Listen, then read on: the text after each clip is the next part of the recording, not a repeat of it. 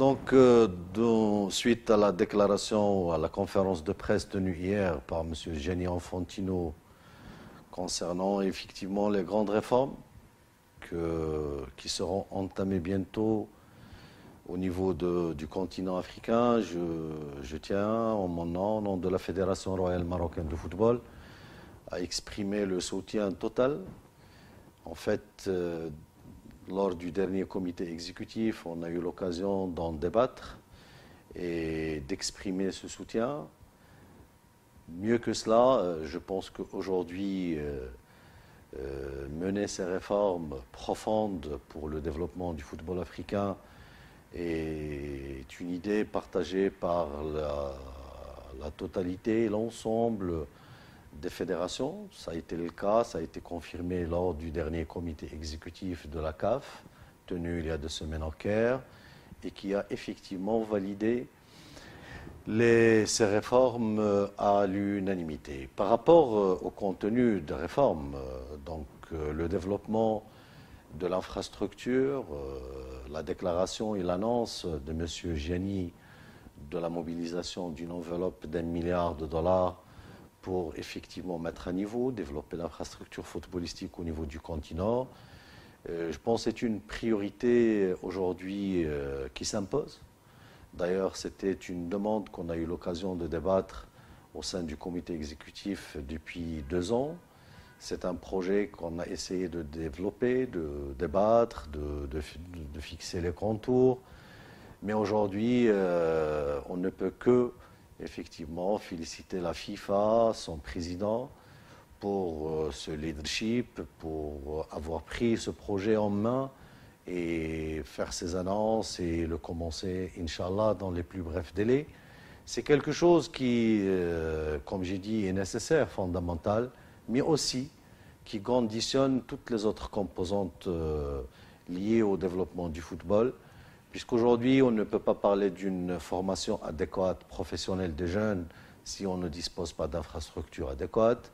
On ne peut pas parler du développement de marketing et des revenus du football si on n'a pas les espaces et les aires du jeu capables de générer et de drainer. Donc, que ce soit les investissements ou le marketing adéquat et nécessaire. Donc, en fait, disons que c'est le fondamental, c'est le soubassement indispensable pour ce développement, pour aller vers l'avant, pour permettre à cette jeunesse effectivement africaine d'exprimer son talent et qui est là. C'est ça le malheur dans toute cette équation, puisque le talent et le potentiel existent dans notre continent qui compte aujourd'hui presque 500 millions de jeunes pour une population de presque d'1 milliard. Le potentiel, il est là, on le voit, ça s'exprime brillamment au niveau des autres continents, le potentiel africain. Et donc aujourd'hui, il n'y a pas de raison pour que la valeur créée autour de ce potentiel ne soit pas générée sur les terres du continent et ne soit pas drainée dans les canaux de développement du football africain.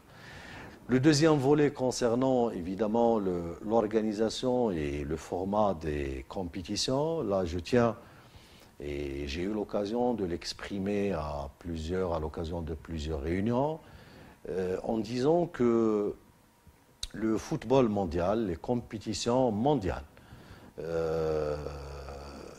aujourd'hui, leur changement, leur révision, l'ajustement de ces formats s'impose, puisque effectivement le format actuel a fait 7 ans, il est devenu en inadéquation avec l'évolution des autres aspects liés au football. Et on a vu les dernières initiatives qu'on salue du président de la FIFA, en adoptant un nouveau format pour la Coupe du Monde des clubs et la Coupe du Monde des nations. Donc on est passé à 32, en espérant aller à 48, dans les meilleures conditions possibles. Et tout cela, évidemment, il impose une révision totale des formats des compétitions dans les continents, mais plus précisément au niveau du continent africain. Et aujourd'hui, il faut dire, et on l'a vu, on l'a analysé au long et au large, aujourd'hui les compétitions au niveau continental ne dégagent pas assez de valeur et donc ça handicape tout développement futur. Autrement dit, il y a même des compétitions continentales des clubs déficitaire, c'est-à-dire qui ne génère aucune valeur pour les clubs, que ce soit pécuniaire et que ce soit même au niveau de la compétition footballistique. Donc d'où la nécessité évidemment de réviser ce format pour lui donner de la valeur, pour valoriser le potentiel, pour le jouer, comme j'ai dit, au niveau du premier volet, au niveau des infrastructures adéquates, pour le marketer dans les meilleures conditions possibles, ce qui permettrait évidemment de générer la valeur réelle et des valeurs et des plus-values correspondant à des besoins et à des financements futurs du football africain. Donc on ne peut qu'adhérer, saluer cette initiative au niveau de la révision du format et de la compétition, des compétitions d'une manière générale au niveau de l'Afrique, mais aussi de les inscrire, et ça, je pense que c'est un privilège aujourd'hui, d'anticiper, comme je l'ai dit, ces réformes, ces nouvelles configurations des compétitions au niveau mondial. Et l'Afrique, en anticipant cela, en faisant ça, on tient quand même à féliciter ce leadership effectivement de la FIFA qui a aujourd'hui permis à notre confédération d'aller plus vite dans cette réforme.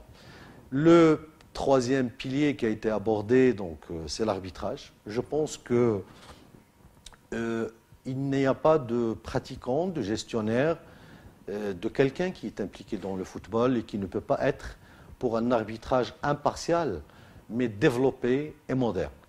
Et je pense que aujourd'hui, en réformant, en introduisant cette réforme, on donnera du sens à l'arbitrage africain, en le professionnalisant, en mettant en place évidemment les techniques, en tête la VAR. Et je pense qu'au niveau de la Fédération royale marocaine de football, on a montré il y a 2 semaines que l'application de la VAR sur le continent africain est une possibilité, que c'est possible de le faire. On doit travailler ensemble, mutualiser les échanges, les efforts pour généraliser cette pratique et la rendre évidemment une facette qui fait partie d'un puzzle total qui est la pratique du football dans des conditions saines, avec un arbitrage professionnel, moderne, développé, mais impartial. Et je pense qu'avec ces 3 axes de réforme annoncés hier par M. le Président, auxquels évidemment il y aura d'autres axes de réforme, en mettant l'accent sur la nécessité de formation, les réformes institutionnelles, parce que comme je l'ai dit, aujourd'hui le football mondial, avec toutes ses configurations, a besoin d'une réforme profonde au niveau institutionnel. On ne peut pas gérer le football de 2020 de la même sorte qu'il y a 50 ans, avec les mêmes institutions, avec les mêmes pratiques, avec les mêmes mécanismes de gouvernance. C'est de l'absurdité. Il faut que les systèmes dégagent de la valeur interne qui pourrait drainer les changements et les réformes nécessaires en étant en parfaite adéquation avec les évolutions. Donc toutes ces réformes qui vont venir, Inch'Allah, dans l'avenir, on fait confiance à notre président, M. Gianni Infantino.